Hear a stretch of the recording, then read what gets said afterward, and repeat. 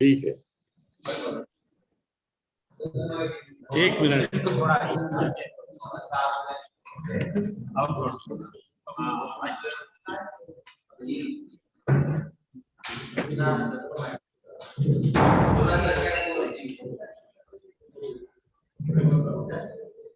नमस्ते.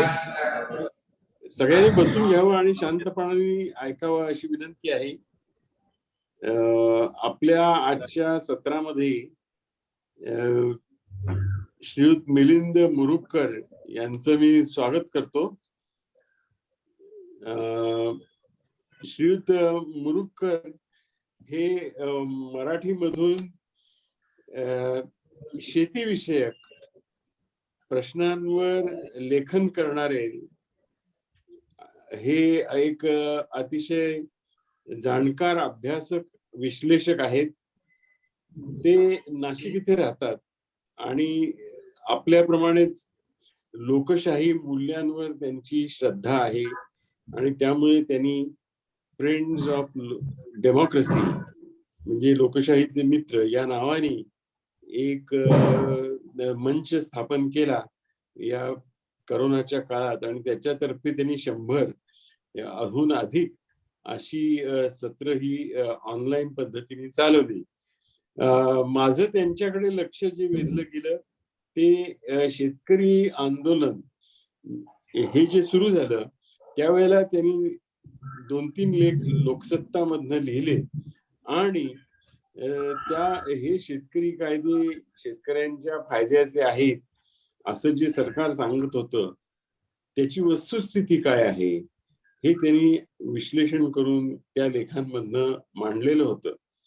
आणि त्यामुळे मी त्यांच्याशी संपर्क साधला आणि त्यांचा माझा संपर्क होता आणि मी आपल्या शिबिराबद्दल त्यांना कल्पना दिली आणि त्यांनी यामध्ये यायचं कबूल केलं आणि त्याप्रमाणे ते आज आलेले आहेत. त्यामुळे त्यांचं मी मनपूर्वक स्वागत करतो. श्रीयुत मुरुगकर हे नाशिक इथे राहतात आणि त्यांनी Indian institute of technology Mumbai म्हणजे भारतीय प्रौद्योगिकी संस्थान जे पवईला आहे तिथनं त्यांनी एमटेक ही पदवी घेतलेली आहे आणि त्याचा विषय हा एनर्जी सिस्टीम्स असा होता. म्हणजे अतिशय उच्च विद्या विभूषित आणि तंत्रज्ञानाची संपूर्ण माहिती असलेले असे श्रीयुत मुरुगकर सर आपल्याला आज मिळालेले आहेत. तर मी त्यांना विनंती करतो की महाराष्ट्रातला शेती प्रश्न या विषयावर आमची जी मराठवाड्यामधनं बरेचसे आलेले आहेत आमचे शिबिरार्थी तर त्यांच्याशी आपण संवाद साधावा अशी मी श्रीयुत मुरुगकर सरांना विनंती करतो. पुन्हा एकदा आपलं मनपूर्वक स्वागत. धन्यवाद आशुतोषजी. मला खरं तर तिथे मी असतो तर हे जास्त आवडलं असतं पण काही कारणामुळे तिथे उपस्थित राहणं शक्य झालं नाही. तरी देखील आपल्या इथे शिबिराला आलेल्या लोकांशी संवाद साधण्याची मला संधी मिळतेय. याबद्दल मला अतिशय आनंद वाटतो आणि त्यामुळे मी तुमचे आभार देखील व्यक्त करतो. आणि मी जसं तुम्ही सुचवलं त्याप्रमाणे अतिशय थोडक्यात माझी मांडणी करेन आणि त्यानंतर आपण चर्चा करू ज्यामुळे कारण मराठवाड्यातील लोक आहेत जे खऱ्या वास्तवतेला खूप जवळून पाहतात, त्यांचा अनुभव आहे. त्यामुळे त्यांच्याशी चर्चा करणं हे माझ्यासाठी महत्वाचं आहे आणि चांगली चर्चा होऊ शकेल. तर मी अतिशय थोडक्यात हे मुद्दे मांडतो माझ्या मनात असलेले आणि त्यानंतर आपण याच्यावर त्या निमित्ताने जे प्रश्न निर्माण होतील त्यावर चर्चा करू. मला 1-2 विधानांकडे तुमचं लक्ष वेधायचं आहे आणि ती विधानं हे एक विधान होतं ना एक महाराष्ट्रामध्ये तसं गाजलं ते किती वर्ष आली 5-6 वर्षापूर्वी मला वाटतं किंवा थोडासा अधिक काळ असेल 5-6 वर्षापूर्वी 5-6 वर्षापूर्वी शरद पवार एक सातत्याने विधान करायचे. तुम्हाला आठवत असेल ते. आणि त्यांचं असं म्हणणं आहे की शेतकऱ्यांनी शेती बाहेरील व्यवसायात प्रवेश केला पाहिजे आणि ते म्हणायचे की एका कुटुंबात शेतकऱ्याच्या कुटुंबातल्या काही लोकांनी तरी शेती बाहेर गेलं पाहिजे.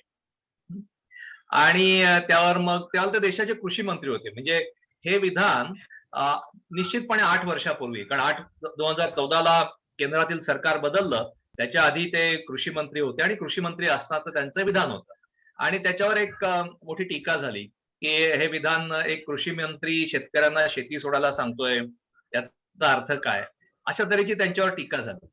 आणि शरद पवारांनी आणखीन एक काही उदाहरण ते म्हणाले की बघा तुम्ही की जे प्रगत देश आहेत त्या प्रगत देशांमध्ये शेतीवर किती लोक आहेत, प्रगत देशांमध्ये तर खूप कमी टक्के शेतकरी, त्या देशातील जनतेच्या केवळ 4-5%, काही देशांमध्ये फक्त 2-3% लोक शेतीवर आहेत आणि आपल्याकडे तर त्यावेळेचा आकडा कदाचित 60% असा असेल.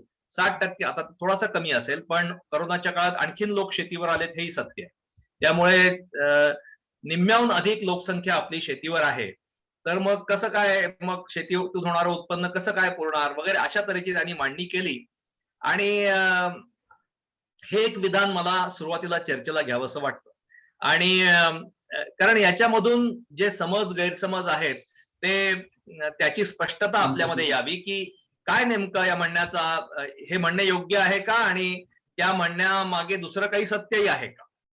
आपण असं पाहू शकतो की शरद पवार जे पहिलं ते जे म्हणाले त्यातला अर्धा भाग असा की प्रगत देशांमध्ये त्या देशामध्ये जितके लोक आहेत त्याच्या फक्त 3-4% लोकच शेतीवर आहेत आणि आपल्याकडे मात्र म्हणजे जवळपास अर्धे लोक 50% लोक शेतीवर आहेत.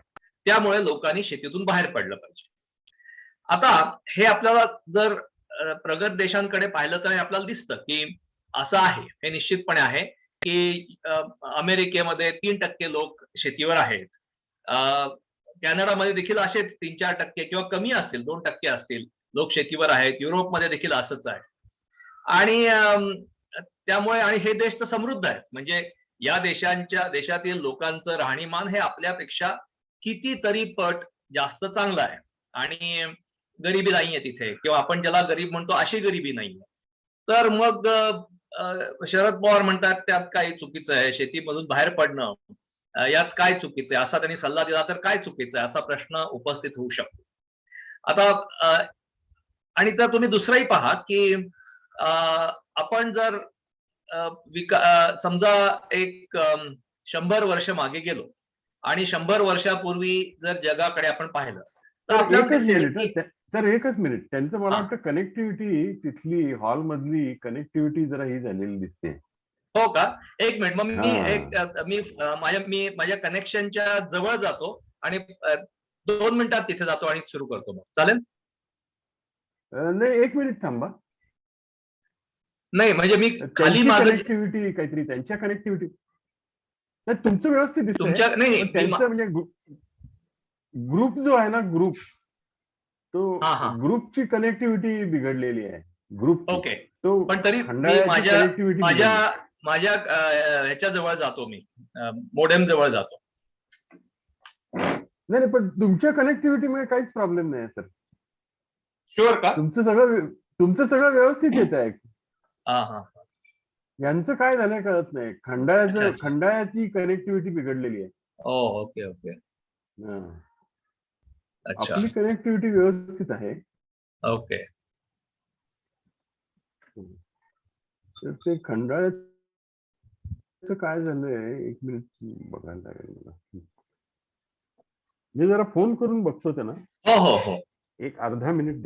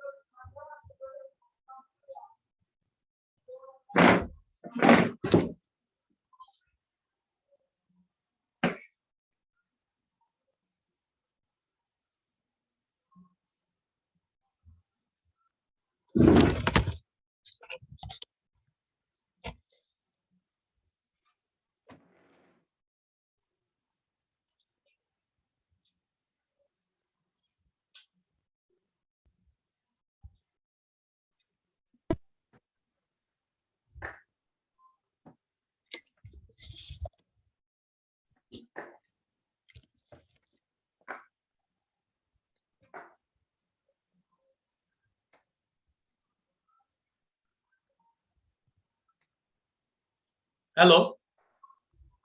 हॅलो. हा, नाही अजून कनेक्ट नाही आलं ना? नाही झाले अजून कनेक्ट. अच्छा अच्छा. प्रयत्न करतायत. हा हा. त्याचे फोनचा हॉटस्पॉट वापरून प्रयत्न करतायत. हो. हम्म. किती लोक आलेत पण आता शिबिराला? तिथे आलेले लोक आहेत, म्हणजे काल तरी तिथे 20 लोक होते. अच्छा. हा, मराठवाड्यातनं आलेले.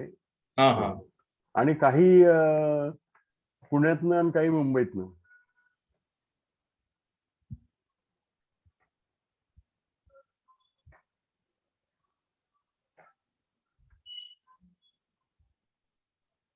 पण इथे रेकॉर्डिंग चालू आहे असं दिसतंय. आता रेकॉर्डिंग मी तर काही चालू केलं नाही. ते आता कुणी चालू केलं हे मला कळत नाहीये. ते त्यांनी केलं चालू. मी नाही केलेलं. नाही, त्यांनी म्हणजे खंडाळ्यावरून सुरू केलं त्यांनी. हो हो हो. बरं का, माझा आता चेहरा क्लिअर दिसतोय का लाईट कमी आहे? हो, मला दिसतोय सर क्लिअर. क्लिअर आहे. मला क्लिअर दिसतोय. ओके. मला क्लिअर दिसतोय.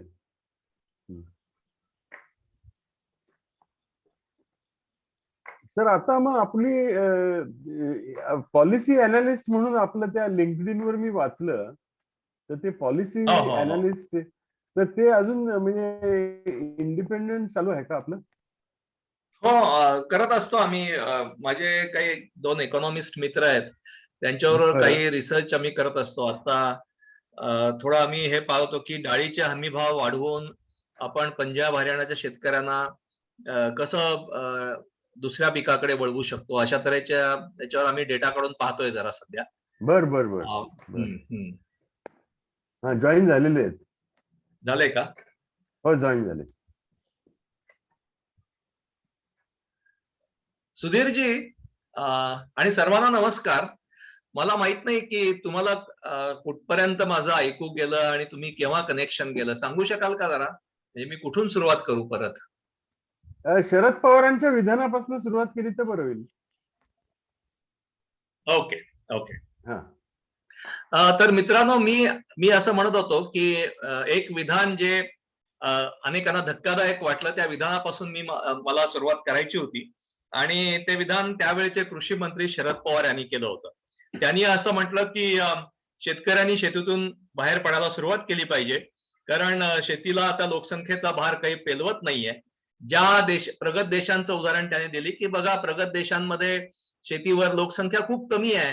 त्या देशामध्ये जी लोकसंख्या आहे त्याच्या फक्त 2-3%, 4% एवढेच लोक शेतीत आहेत. आपल्याकडे मात्र 50% लोक किंवा 60% लोक, म्हणजे आता तर लोक म्हणजे कोरोनानंतर लोक पुन्हा शेतीमध्ये आलेले आहेत, हे सत्य आहे. तर आणि मग कसं काय आपण शेतकऱ्यांचा विकास होणार, अशा तऱ्हेचं त्यांचं विधान होतं. त्याच्यावर टीका झाली की देशाचा कृषी मंत्री शेतकऱ्यांना शेती सोडायला सांगतोय म्हणजे काय, अशा तऱ्हेची चर्चा आपण ऐकली असेल. आणि मला या विधानापासूनच सुरुवात करायची आहे, कारण या विधानामध्ये एक अर्धसत्य आहे आणि एक चुकीची मांडणी आहे, आणि ती मी तुम्हाला तुमच्या समोर सांगू इच्छितो. आणि त्याच्यातून आपण या शेती प्रश्नाकडे कसं पाहावं, आणि मग कोरडवाहू शेती, कारण मराठवाड्यातले लोक आहेत, त्या शेतीकडे कसं पाहावं, अशा तऱ्हेचा मांडणी करण्याचा मी प्रयत्न करतोय. तुम्ही असं बघा की जगभर खरंच आहे की जे प्रगत देश आहेत, ज्यांचं राहणीमान आपल्यापेक्षा खूप जास्त आहे, अशा सर्व देशांमध्ये अतिशय कमी लोकसंख्या शेतीवर आहे. म्हणजे त्या देशामध्ये लोकसंख्याच मुळात कमी आहे, आणि त्यानंतर त्याच्यातील फक्त 2-3%. मला फक्त सांगा की स्क्रीन बरोबर आहे ना, कारण मला थोडं ऍडजस्ट करत होतो मी.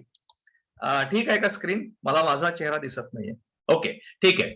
तर 2-3%च लोक शेतीवर आहेत. आणि असंही दिसतं आपल्याला की जसा जसा देश प्रगत होत जातो, एखादा देश, जसं जसं त्या देशातील लोकांचं राहणीमान वाढतं राहतं, तसं आपल्याला असं दिसतं की लोक हे शेतीतून बिगर शेती क्षेत्रामध्ये जातात, असं आपल्याला होताना दिसतं. म्हणजे जर आपण आफ्रिकेकडे पाहिलं तर, म्हणजे आज जर पाहिलं तर सर्वात गरीब जे देश आहेत त्या देशामध्ये जास्त लोक हे शेतीवर अवलंबून आहेत. म्हणजे आफ्रिकेमध्ये जास्त लोक शेतीवर अवलंबून आहेत, आणि प्रगत देशांमध्ये खूप कमी टक्के लोक शेतीवर अवलंबून आहेत. आपण कुठेतरी मध्यावर आहोत. पण समजा आपण खूप मागे गेलो आणि आपलं 100 वर्षापूर्वी गेलो आणि पाहिलं तर आपल्याला दिसेल की भारतामध्ये 80% लोक शेतीवर होते किंवा त्याहीपेक्षा 80 कशाला जास्त लोक शेतीवर होते 100 वर्षापूर्वी निश्चितपणे. आणि अमेरिकेमध्ये 40% लोक शेतीवर होते. कॅनडामध्ये देखील 39 पूर्णांक कितीतरी टक्के लोक शेतीवर होते. म्हणजे आपल्याला असंही दिसतं की जसजसा देश विकसित होत जातो तसतसं त्या देशातील लोकसंख्या ही शेतीबाहेरील कृषी म्हणजे शेतीबाहेरील क्षेत्रात सामावली जाते. ही प्रक्रिया आपल्याला दिसते. मग शरद पवारांचं म्हणणं खरं आहे का? मग शेतीतून लोकांनी बाहेर पडण्यासाठी प्रयत्न केले पाहिजे का? आणि हा शेती विकासावरचा एक मार्ग आहे का? तर याच्यात एक फसगत आहे. ती फसगत अशी आहे की मुळात या सर्व देशांमध्ये एक तर असं आहे की अमेरिका काय किंवा कॅनडा काय या देशामध्ये लोकसंख्या जरी शेतीवरची अतिशय कमी असली तरी शेतीचं उत्पादन मात्र कमी झालेलं नाहीये. सगळ्या जगाच्या अन्नधान्याची गरज भागवण्याचं सामर्थ्य अमेरिकेमध्ये आणि कॅनडामध्ये आहे. या दोन देशामध्येच एवढं प्रचंड सामर्थ्य आहे. तेव्हा हे पहिली गोष्ट म्हणजे लोकांच्या दरडोई शेतीची धारणा किंवा शेतजमीन खूप प्रचंड आहे त्यांच्याकडे. इतकंच नाही तर त्या शेतीची उत्पादकता देखील खूप जास्त आहे आणि हे आपण लक्षात घेतलं पाहिजे. दुसरं सर्वात महत्वाचं असं की त्या देशातील लोक हे शेतीमधून दुसऱ्या क्षेत्रामध्ये जाण्याची प्रक्रिया काय होती. आणि मला हा अतिशय महत्वाचा मुद्दा वाटतो की शेतीमधून दुसऱ्या क्षेत्रामध्ये जा असं शेतकऱ्यांना सांगणं, हे सांगितल्यामुळे शेतकरी दुसऱ्या क्षेत्रात जाणार आहेत का? आपल्याला असं दिसतं की ज्याला शेतीबाहेर चांगला रोजगार मिळतो तो माणूस शेती सोडून जातोच. ते तुम्ही सांगायची गरज नसते. तुम्ही सांगायची गरज जर असत असेल तर याचा अर्थ काहीतरी हुकतंय. त्यामुळे तर मुळात आपण ही प्रक्रिया प्रगत देशांमध्ये शेतीतून माणसं शेती बाहेरील क्षेत्रामध्ये कशी गेली आणि त्याच वेळेला शेतीचा विकास त्यांचा कसा आला. कारण असं दिसत नाहीये की तिथले शेती ओसाड पडली आहे, सगळे लोक शेती बाहेर गेलेले आहेत. उलट आपल्याला दिसतं की युरोप काय, अमेरिका काय, कॅनडा काय, ब्राझील काय या सर्व देशांमध्ये शेती अतिशय विकसित आहे आणि तिथली धोरणं ही शेती विकासाला पोषक अशी आहेत. शेतकऱ्यांना मोठ्या प्रमाणावर समर्थन तिथे देण्यात येतं आणि शेतीचा विकास होतो आणि त्याचबरोबर लोक देखील शेतीमधून बाहेर पडले. त्या दोन्ही प्रक्रिया तिथे घडलेल्या दिसतात. मग यांच्यामध्ये सांगड काय आहे आणि हे फार मला असं वाटतं की कदाचित आपल्यापैकी काहींना ही माहिती, निदान काही लोकांना तरी हा तर्क पटेल आणि इंटरेस्टिंग सुद्धा वाटू शकेल. असं बघा की मगाशी मी म्हटलं तसं आपण साधारणपणे 110 वर्ष मागे जाऊ आणि आपण तिथे अमेरिकेचं उदाहरण घेऊ. कॅनडाचंही घेता येईल पण आपण सोयीसाठी आता फक्त अमेरिकेचं उदाहरण घेऊ. अमेरिकेमध्ये त्या काळी किती टक्के लोक शेतीवर होते तर जवळपास 40% लोक हे शेतीवर होते. तर आता 40% लोक शेतीवर होते त्या काळात आणि त्यावेळेला युरोपचं औद्योगिकरण होत होतं. युरोपमध्ये लोक शेतीमधून औद्योगिक क्षेत्रात जात होते आणि उद्योगधंद्यामध्ये जेव्हा लोक येत होते तेव्हा युरोपचं धान्याचं उत्पादन कमी होत होतं आणि त्यांना धान्याची गरज होती.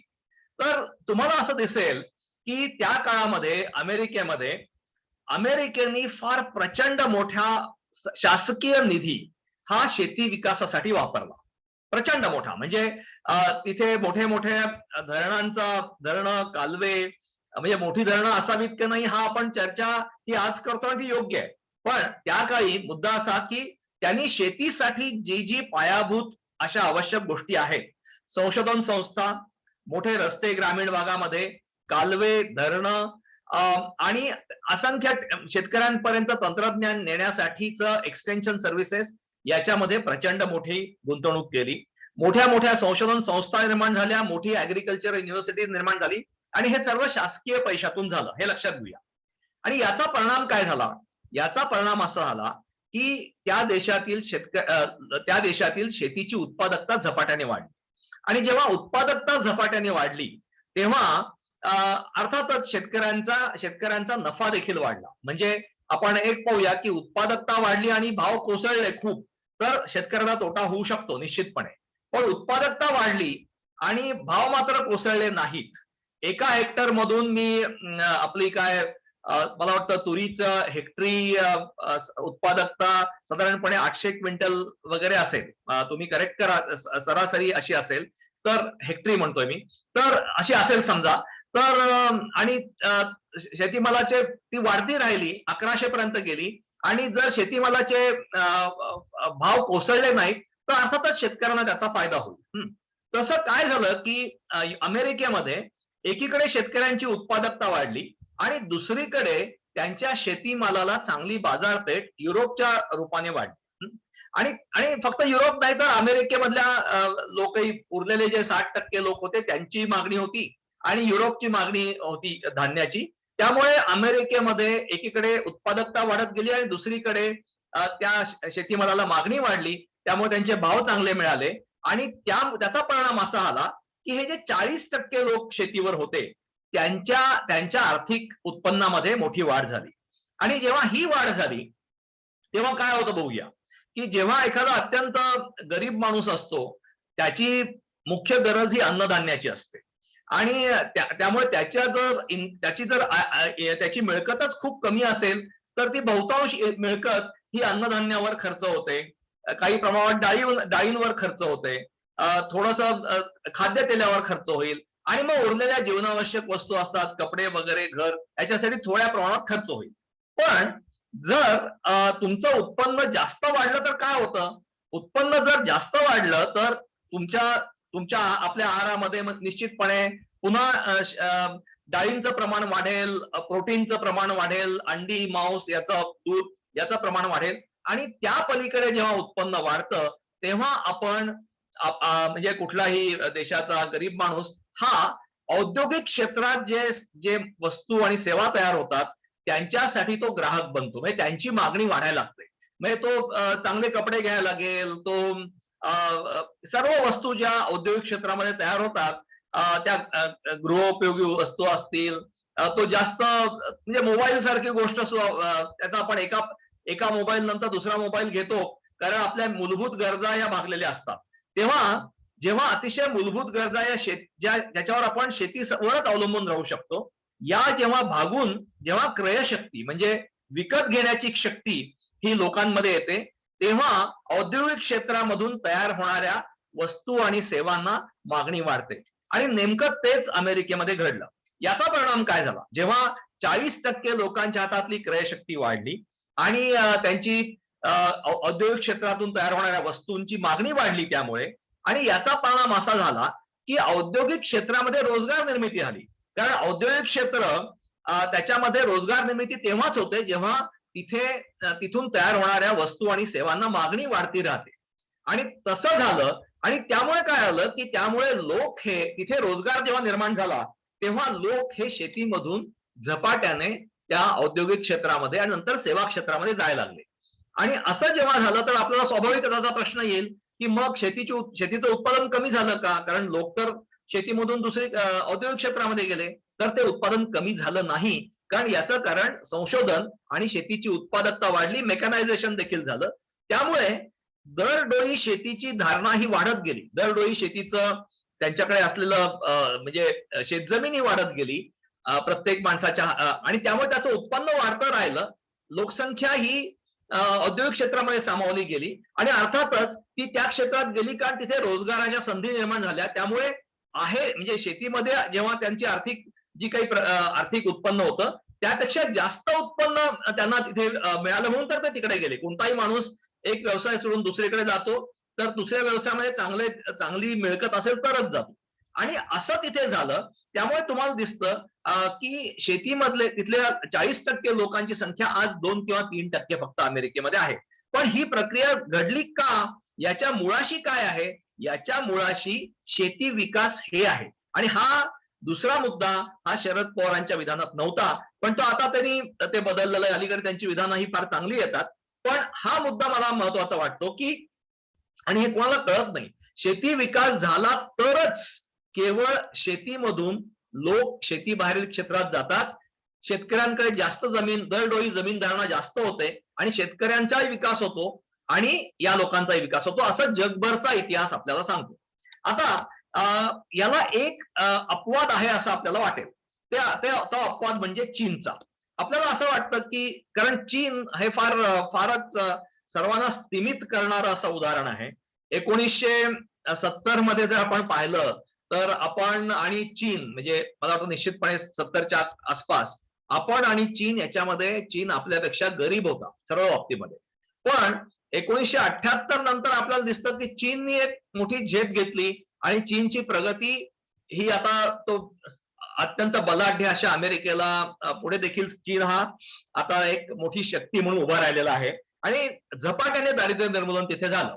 याचं कारण असं होतं की तो जो काळ होता म्हणजे 1978च्या पुढची 3 दशकं असं आपण म्हणू, त्या दशकामध्ये त्या ह्याच्यामध्ये जगामध्ये असं अनुकूल वातावरण होतं ज्याचा परिणाम म्हणून चीनला आपली धोरणं अशी ठेवता आली की याच्यामुळे चीन हा अत्यंत श्रमसघन म्हणजे लेबर इंटेन्सिव्ह प्रोडक्शन अनेक गोष्टींचं करू शकला. त्यासाठी त्यांनी जी धोरणं आखली त्यानुसार आणि त्यामुळे मोठ्या प्रमाणावर सर्व जगाची गरज चीननी भागवली. आणि ह्या म्हणजे जगातून त्यांनी भांडवल येऊ दिलं, मुक्तपणे भांडवल आपल्या देशामध्ये येऊ दिलं आणि त्या भांडवलाचाच वापर करून जे उत्पादन केलं ते सगळ्या जगभर विकलं आणि त्यामुळे सर्व जगाची बाजारपेठ चीनला उपलब्ध झाली आणि याचा परिणाम म्हणून आपल्याला दिसतं की चीनमध्ये देखील लोकसंख्या ही शेतीमधून औद्योगिक क्षेत्रामध्ये गेली. पण याच्यामध्ये मधला एक अतिशय महत्वाचा मुद्दा मला इथे आपल्यासमोर मांडायचा आहे ज्याच्यावर फारसं बोललं जात नाही आणि तो मुद्दा असा की सुरुवातीच्या काळामध्ये 1978ला जेव्हा चीननी जागतिकीकरण स्वीकारलं, खुली अर्थव्यवस्था स्वीकारली, तेव्हा सुरुवातीच्या काळामध्ये पहिल्यांदा चीनमध्ये शेतीचा विकास झपाट्याने झाला. म्हणजे शेतीचा वृद्धी दर अर्थवृद्धी दर म्हणजे शेतीमधून जी संपत्ती तयार होती म्हणजे ज्याला आपण म्हणू की सर्व शेतीमध्ये जो शेतीमाल तयार होतो गुणिले त्याची बाजारातील किंमत ही शेतीतील संपत्ती पैशाच्या स्वरूपात ती संपत्ती वृद्धीचा दर चीनमध्ये 8%, मला असं वाटतं की 8%हूनही जास्त, खरं तर मला 11% आठवतोय थोडासा मला, पण 8%हूनही जास्त असा ग्रोथ रेट हा जगाच्या इतिहासामध्ये कधीही नव्हता. असा तब्बल 7 वर्ष तो राहिला.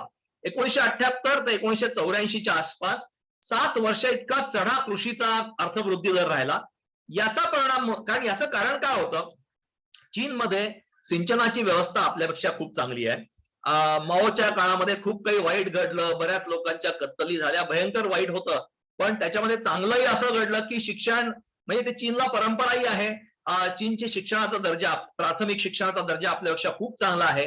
चीनची सिंचन व्यवस्था चांगली आहे आणि या दोन्हीचा परिणाम म्हणून जेव्हा चीननी आपली शेतीमालाचं भाव पाडण्याचं धोरण बदललं आणि शेती विकासाला उत्तेजन दिलं तेव्हा शेतीच्या मध्ये प्रचंड मोठ्या प्रमाणावर पैसा गेला आणि त्यानंतर तो पैसा गेला हे पहिलं कारण. त्यामुळे चीन मधल्या देखील ग्रामीण भागामध्ये औद्योगिक क्षेत्रामधून तयार होणाऱ्या मालाला मागणी वाढली आणि रोजगाराच्या संधी औद्योगिक क्षेत्रात झाल्या आणि त्याचबरोबर जगामध्ये देखील चीननी जगाची बाजारपेठ देखील काबीज केली. तर या चीनच्या बाबतीत देखील आपण असं म्हणू शकतो. जी, we are connected again. Oh, we lost. Oh, I didn't look at it. So from where we lost? When did I lose you?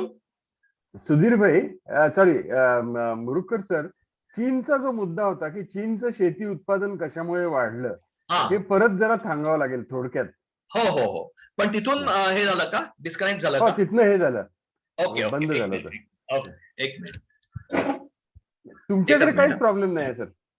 नाही बरोबर. ओके, तर मी असा मुद्दा मांडत होतो. मला असं वाटतं की चीन पासून थोडी मी पुन्हा सुरुवात करतो.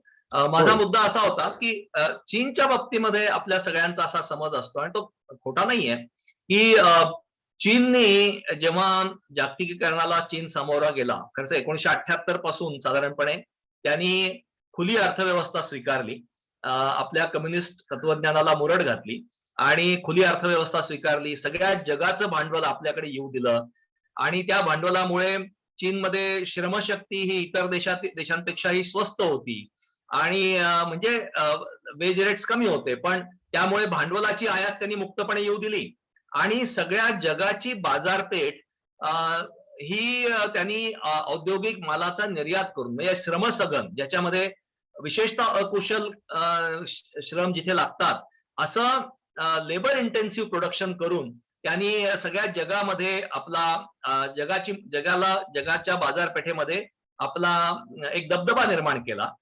परंतु आणि त्यामुळे काय आलं, त्यामुळे अर्थातच म्हणजे मोठ्या प्रमाणावर रोजगाराच्या संधी चीनच्या औद्योगिक क्षेत्रामध्ये, सेवा क्षेत्रामध्ये तयार झाल्या आणि लोक मोठ्या प्रमाणावर शेतीतून, ग्रामीण भागातून किंवा शेतीतून म्हणता येईल, हे त्या क्षेत्रामध्ये गेले, औद्योगिक आणि सेवा क्षेत्रामध्ये. आणि आज चीन हा एक बलाढ्य राष्ट्र म्हणून उदयाला आलेला आहे. पण इथे देखील शेती विकासाचा फार मोठा वाटा आहे, आपण लक्षात घेऊया. आणि हा मुद्दा बऱ्याचदा मांडला जात नाही. 1978 मध्ये जेव्हा चीनने खुलीकरणाचं धोरण स्वीकारलं, तेव्हा त्यांनी शेतीमालाचे भाव पाडण्याचं धोरण बदललं, शेतीमालाचे भाव वाढू दिले. आणि त्याचबरोबर दुसरं की चीनमध्ये म्हणजे माओच्या काळापासूनच खरं तर सिंचनाच्या क्षेत्रामध्ये मोठी शासकीय गुंतवणूक झालेली होती. चीनचं सिंचन हे आपल्यापेक्षा खूप जास्त दर आहे, म्हणजे जास्त जमीन सिंचनाखाली आहे. इतकंच नाही तर संशोधन देखील चांगल्या प्रकारे आहे. आणि विशेषतः शिक्षण आणि आरोग्य याच्यामध्ये चीन हा आपल्यापेक्षा पुढे राहिला, कारण त्याच्यात त्यांनी प्रायोरिटी दिली. आणि याचा परिणाम असा आला. आणि दुसरं महत्वाचं, सर्वात महत्वाचं म्हणजे त्यांनी शेतीमालाचे भाव हे वाढते राहू दिले, भाव पाडण्याचं धोरण बदललं, जे पूर्वी कम्युनिस्ट देशांमध्ये होतं. आणि त्यामुळे ग्रामीण भागात तुम्हाला मी तो आकडा सांगतो, तो सर्वांना अगदी स्थिमित करणारा असं वाटू शकेल. कारण आपण म्हणतो की कृषीचा अर्थवृद्धी दर वाढला पाहिजे. म्हणजे अर्थवृद्धी दर म्हणजे काय, साध्या भाषेत सांगायचं तर समजा साध्या भाषेत सांगायचं तर संबंध शेतीमधून जे काही धान्य तयार होतं, जो काही भाजीपाला तयार होतो, जी फळं तयार होतात, ती सगळी त्या सगळ्याची क्वांटिटी म्हणजे किती टन हे तयार होतं हे पाहिलं आणि त्याला बाजारभावानी, प्रति किलो बाजारभावानी गुणलं, तर शेतीमधून तयार होणारी संपत्ती तयार होईल. संपत्तीचं ते किती संपत्ती आपल्याला लक्षात येईल. जसं एखाद्या एक कारखाना असेल, त्या कारखान्यामध्ये मोबाईल तयार होत आहेत. समजा दिवसभरात 15,000 मोबाईल तयार झाले आणि त्या 15,000 गुणिले 5 असं 5,000 असं प्रत्येक मोबाईलची किंमत असेल, तर त्या दिवसभरात ही संपत्ती किती तयार झाली, तर ही संपत्ती असं आपण म्हणू शकतो. आणि त्याच्यातूनच शेवटी त्या कारखान्यामध्ये जे काही मॅनेजर असेल, तो कामगार असेल, अगदी कारकून असेल, सगळ्यांचे पगार होणार असतात. तसं शेतीचं संपत्ती म्हणजे संबंध शेतीमध्ये जे काही शेतीमाल तयार होतो गुणिले त्याची किंमत, ह्याला आपण शेतीमधली संपत्ती म्हणू. तर ही संपत्ती काय गतीने वाढते, याला जीडीपी ग्रोथ असं स्थूलमानाने म्हणता येईल. ज्याला आपण जीडीपी ग्रोथ म्हणतो, ते म्हणजे हा स्थूलमानाने असं म्हणता येईल. तर चीन आपला शेतीचा ग्रोथ रेट ज्याला म्हणतात जीडीपी ग्रोथ रेट, हा आता किती आहे, 4% सुद्धा नाहीये, 3.6% वगैरे असेल. त्यामुळे इतका कमी आहे आणि 50-60% लोक शेतीवर आहेत. आणि चीनचा त्यावेळेचा ग्रोथ रेट हा 8%च्या वर होता. 8%, 11%, मला असं थोडासा कन्फ्युजन आहे, 8 ते 11 यामध्ये होता. आणि तो सलग 7 वर्ष होता, हे लक्षात घ्या, 1978 ते 85 पर्यंत, आणि पुढे राहिला. म्हणजे इतक्या प्रचंड गतीने शेतीमध्ये संपत्ती तयार होत होती आणि त्याचा या शेतीमधल्या लोकांना फायदा होत होता. आणि याचाही परिणाम असा आला की शेतीमधल्या लोकांची क्रयशक्ती वाढली, म्हणजे वस्तू विकत घेण्याची क्षमता वाढली. त्यामुळे त्यांनी चीनमधल्या औद्योगिक क्षेत्रातील वस्तू आणि सेवांसाठी मागणी तयार केली. आणि त्याचबरोबर चीनला संधी अशी होती की जगातील बाजारपेठ देखील त्याच्याकडे होती. आणि यामुळे चीनमध्ये देखील तुम्हाला दिसतं की शेती विकास हा एक महत्वाचा टप्पा त्यांच्याकडे होता. आता मला कल्पना आहे की मी अर्धा तास बोलायचं, फक्त 10 मिनिटं मी घेतो आणि थोड्या स्पेसिफिक मुद्द्याकडे येतो आणि मग आपण चर्चा करू. तर आता प्रश्न असा आहे की आणि या ठिकाणी मी आणखीन एका विधानाकडे लक्ष आपलं वेधू इच्छितो की रिझर्व्ह बँकेचे जेव्हा नरेंद्र मोदींनी अशी घोषणा केली की मेक इन इंडिया अशी त्यांची घोषणा होती, आणि त्याच्याबद्दल आता फारसं बोललं जात नाही, कारण ती घोषणा सगळी अनेक घोषणांप्रमाणे त्या घोषणा देखील फक्त हवेत विरून गेलेल्या आहेत. तशा शेतकऱ्यांचं उत्पन्न दुप्पट करणं काय किंवा मेक इन इंडिया काय, आता ते कोणी त्याच्यावर बोलत देखील नाहीत. पण त्यावेळेला रिझर्व्ह बँकेचे गव्हर्नर आपले त्यावेळेला रघुराम राजन होते. आणि रघुराम राजन यांनी पंतप्रधानांच्या विधानाला छेद देणारं विधान केलं होतं आणि त्यामुळे ते विधान तसं गाजलं. आणि ते म्हणाले की भारताला मेक इन इंडिया पेक्षाही मेक फॉर इंडियाची आज गरज आहे. आणि म्हणजे मेक इन इंडियामध्ये मोदींचं काय होतं, त्यांच्यासमोर चीन होता, चीनचा आदर्श की चीनने जसं जगभरातून इकडे तंत्रज्ञानाची आयात होऊ दिली, भांडवलाची आयात होऊ दिली आणि जगासाठी उत्पादन केलं, तसं आपण काय करावं आणि मेक इन इंडिया ही त्यांची घोषणा होती. मग आता ते आत्मनिर्भरतेकडे आलेत हे आपण पाहू शकतो. म्हणजे मेक इन इंडिया आणि आत्मनिर्भरता याच्यामध्ये एक भेद आहे अर्थातच. पण राजन तेव्हाच असं म्हणाले की चीनला जी संधी होती ती संधी आता भारताला नाहीये. म्हणजे मोठ्या प्रमाणावर निर्यात करून आपण निर्यात करू शकू अशी संधी काही आज भारताला नाहीये जी चीनला होती. आणि या उलट भारतामध्येच आज भारतीय लोकांची क्रयशक्ती वाढवून आपल्याला जर औद्योगिक आणि सेवांना जर मागणी तयार करता आली तर ते आवश्यक आहे, अशा तऱ्हेची त्यांची मांडणी होती. आणि ती मांडणी ही जास्त संयुक्तिक होती आपल्याला असं दिसतं. कारण जर निर्यात पाहिली तर औद्योगिक क्षेत्रामधली निर्यात, विशेषतः म्हणजे सॉफ्टवेअर मधली निर्यात, ही सॉफ्टवेअर मधून जी निर्यात होतीये याचा काही सर्वसामान्य लोकांना तसा डायरेक्ट फायदा होत नाही. म्हणजे रोजगाराच्या संधी फक्त अत्यंत उच्च शिक्षित, ज्यांच्याकडे कौशल्य आहे अशा लोकांना होतात. परंतु जर निर्यात ही श्रमसघन किंवा लेबर इंटेन्सिव्ह क्षेत्रामधून झाली तर शेतीवर आपले जे लोक आहेत त्यातले बहुसंख्य लोक हे यांच्याकडे कोणतेही कौशल्य नाही आहे, शिक्षण कमी आहे, अशा लोकांना रोजगार निर्माण होऊ शकतो. पण तसं करण्यामध्ये भारत अयशस्वी झालेला आहे, हे आपण मान्य करूया. मग शेतीमध्ये मधल्या लोकांना इतर क्षेत्रामध्ये रोजगाराच्या संधी वाढवायच्या असतील तर काय केलं पाहिजे? तर एकतर सर्वात मोठी गोष्ट अशी आहे की तुम्हाला पहिला आघात हा आघात म्हणजे चांगल्या अर्थाने शेती विकासासाठी आपली धोरणं असली पाहिजेत याचा. आणि जर आता आपण शेती म्हणजे त्याच्यामध्ये सगळ्याच गोष्टी येतील, त्याच्यामध्ये हमी भावाच्या प्रश्न येईल, तो कसा द्यायचा, शेतकऱ्यांना काय पद्धतीने मदत करायची हे जसं येईल, तसंच पायाभूत सेवा देखील येतील, सिंचनाचा विस्तार हे देखील येईल, कृषी संशोधनामध्ये वाढ हे देखील येईल. आणि त्यामुळे काय होईल की हे 60% लोक शेतीवर आहेत. जर शेती विकासामध्ये जर वाढ झाली, त्यांच्या उत्पन्नामध्ये थेटपणे वाढ होईल. आणि त्यांच्या उत्पन्नामध्ये जेव्हा थेट वाढ होईल तेव्हा स्वाभाविकपणेच या देशातील औद्योगिक क्षेत्रामधून तयार होणाऱ्या वस्तूंना आणि सेवांना मागणी होईल. आणि मग या देशामधल्या रोजगाराच्या समस्येवर एक मोठा तोडगा निघू शकतो. कारण जगभरात आज अशी अवस्था नाहीये की आपण फार मोठ्या प्रमाणावर निर्यात करू शकू आणि हे घडतानाही दिसत नाहीये. त्यामुळे शेती विकास हा आता देशापुढचा सर्वात महत्वाचा मुद्दा असला पाहिजे. आणि ज्याच्यामुळे शेतीमधून ही लोकसंख्या ही बिगर शेती क्षेत्रामध्ये जाईल आणि त्याचबरोबर शेतीचं उत्पादन आणि उत्पादकता दोन्ही वाढती राहील. अशा तऱ्हेचा विकास आज आपल्याला आवश्यक आहे. आणि ही आपली म्हणजे अपरिहार्यता आहे. आपल्याला जर चीन सारखा विकास साधता आला असता तर शक्य आहे, म्हणजे तत्वतः हे शक्य होतं की आपण मोठ्या प्रमाणावर निर्यातीभिमुख असं धोरण स्वीकारलं असतं, श्रमसघन उद्योगांना चालना देऊन निर्यात झाली असती. पण तशी जगाची स्थिती आज नाहीये, हे सर्वजण मान्य करतात. सर्व जगभर हा मागणीचा एक मंदीसारखं दृश्य परिस्थिती आहे आणि ही अनेक काळापासून आहे. त्यामुळे दुसरा चीन आता काही जागतिक अर्थव्यवस्थेला पचणारा नाहीये. त्यामुळे भारताची ती संधी आता गेलेली आहे. त्यामुळे आपल्याला देशांतर्गत आता क्रयशक्ती लोकांच्या मध्ये तयार करावी लागेल.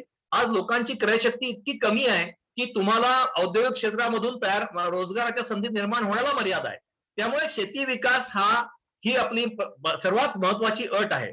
आणि हा मला सर्वात महत्वाचा मुद्दा आपल्या समोर मांडावासा वाटतो की जगभरचा इतिहास सांगतो की शेती विकास झाला, शेतीमध्ये जर उत्पादकता वाढली, शेतीच्या पायाभूत सेवांसाठी जर सरकारचा निधी वापरला गेला चांगल्या प्रकारे, आणि मग इतरही गोष्टी आहेत ज्याच्यामध्ये शेतीमालाचे भाव या संदर्भात आपण चर्चा करू, तर ह्या सगळ्या जर गोष्टी झाल्या तर, आणि विशेषतः शेतकरी हा धान्याकडून हाय व्हॅल्यू क्रॉप्स कडे जर वळू शकला, प्रोसेसिंग इंडस्ट्रीज आल्या आणि हे सगळं होण्यासाठी मोठ्या प्रमाणावर निधी गेला, तर शेतीमधल्या 60% लोकांच्या हातात जास्त पैसा जाईल. तो जास्त पैसा जास्त मागणी तयार करेल औद्योगिक क्षेत्रातील वस्तू आणि सेवांना, आणि मग तिथे रोजगार निर्मिती होईल. अशीच प्रक्रिया आज भारतामध्ये घडण्याची आवश्यकता आहे. त्यामुळे या पुढच्या काळामध्ये शेती विकासाला महत्व हे सर्वात जास्त असलं पाहिजे आणि त्याला दुसरा पर्याय नाहीये. नाहीतर आपण एक प्रचंड मोठी एक खाई तयार होतीये की याच्यामध्ये अत्यंत कमी लोक हे शहरामधले आणि तेही जास्त स्किल्ड ज्यांच्याकडे आहे असे लोक श्रीमंत होत आहेत, परंतु मोठा जनसमूह हा आहे तिथे आहे किंवा आणखीन दारिद्र्यात ढकलला जातोय, अशी परिस्थिती आहे. त्यामुळे यातले तपशिलाच्या याच्यावर आपण प्रश्नोत्तरामध्ये चर्चा करू. हमीभावाचं धोरण योग्य आहे का, हमीभाव दिले पाहिजेत का, त्याला पर्याय आहे का, किंवा अशा तऱ्हेची जी गोष्टी आहेत याकडे आपण तपशिलात बोलू. पण मला एक आपल्या समोरचा जे एक विकासाची जी प्रक्रिया आहे त्याच्यामध्ये शेती विकासाचं काय स्थान आहे हे मला मांडायचं होतं. आणि खरं आशुतोषजी म्हणालात की तुम्ही महाराष्ट्रातील शेतीबद्दल बोला, आणि मी त्याच्यावर बोललो नाही, पण हीच प्रक्रिया, हे मला जास्त व्यापक बोललो मी. पण मला एक मुद्दा इथे मांडायचा आणि मी थांबतो, की महाराष्ट्रातली शेती ही प्रामुख्याने कोरडवाहू शेती आहे आणि कोरडवाहू शेती मध्येच मोठं मनुष्यबळ आहे. कोरडवाहू शेतीची पोटेन्शियल आपण वापरत नाही. कोरडवाहू शेतीकडे सापत्न भावाने पाहिलं जातं आणि त्याच्या हमी तेथील तयार होणाऱ्या पिकांना च्या हमी भावाकडे दुर्लक्ष केलं जातं. या सगळी आपण चर्चा करू. आणि मला वाटतं मी इथे थांबतो, पण एक व्यापक असा मी कदाचित अतिशय कमी काळामध्ये हा मुद्दा मांडण्याचा प्रयत्न केला. सर्वांपर्यंत तो पोहोचला असावा असं मला वाटतं आणि मी इथे थांबतो. धन्यवाद.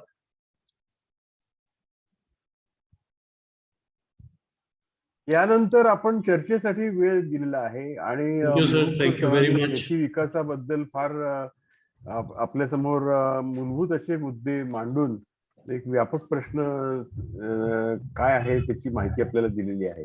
तर आपल्यापैकी ज्यांना प्रश्न विचारायचे असतील त्यांनी कृपया प्रश्न विचारावेत. Ashutoshji, what we will do is that we have recorded this talk, and this will be again heard by the groups and discussed, and then we can come back to Milindji for further clarification, questions, education, and understanding of the issue. Because as you will also understand that this is a very comprehensive issue and it will take time for people to comprehend and put it into practice. So I thank you on behalf of everybody that you gave us these interesting insights, and especially in Marathi because majority of people understand that. And this will go a long way in educating us and taking things forward. Thank you. सुधीरजी, एक विनंती होती की जर तुमचे शिबिरार्थी जे आलेले आहेत त्यांचे कॉन्टॅक्ट डिटेल जर मला मिळाले तर, कारण ते मराठवाड्यातले लोक आहेत, मला त्यांच्याशी संपर्क साधायला आवडेल. करून देईन सर, मी त्यांचा संपर्क आपल्या बरोबर करून देईन. Okay, thank you. चालेल. आता काय झालं, मध्ये तो ब्रेक झाल्यामुळे त्यांना ते थोडं एडिट करतील. आपलं रेकॉर्डिंग झालेलं आहे ते एडिट करतील आणि त्यांना परत ऐकवतील आणि त्यानंतर आपण परत संवाद साधू. हो चालेल, तुम्ही मला सांगा, कधीही सांगा. हो चालेल, फोन करून सांगा. चालेल. आपण शिबिर आज संपतं ना? आज शिबिर आज संपतं का तुमचं? शिबिर आज संपतंय त्यांचं. ओके, मला तुम्ही सांगा कधी, इतर वेळेला असेल तर मला थोडं आधी सांगा. हो चालेल ना, आपल्याशी संपर्क करून मी ठरवीन वेळ. ओके, चालेल सर. थँक्यू. चालेल. खूप खूप आभार. एक कोणीतरी प्रश्न विचारतोय, थांबा. एक सुधीर जी कोई सवाल पूछ रहे हैं. किसका? कोई वो अभी हाथ ऊपर किया था किसी ने.